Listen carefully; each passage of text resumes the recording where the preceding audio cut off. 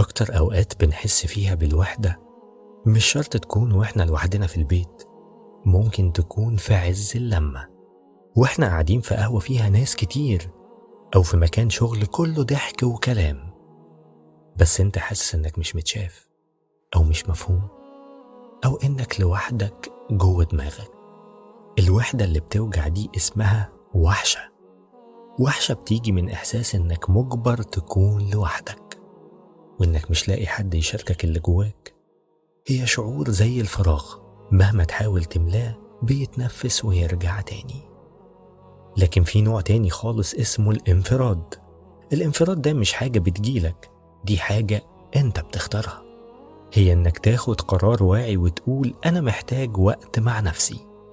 الانفراد ده هو المكان اللي بنقدر فيه نسمع صوتنا الحقيقي، صوتنا اللي بيضيع في زحمة التليفونات والأخبار وكلام الناس اللي حوالينا.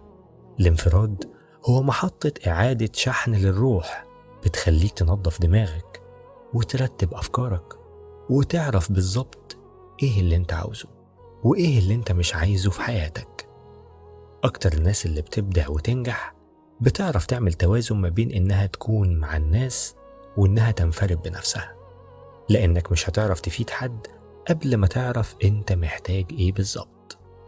بلاش تخاف من إنك تكون لوحدك، جرب تختار الانفراد وتخليه ميعاد ثابت بينك وبين نفسك، لأن الوحدة بتسرق منك طاقتك، لكن الانفراد هو اللي بيكشف لك قوتك.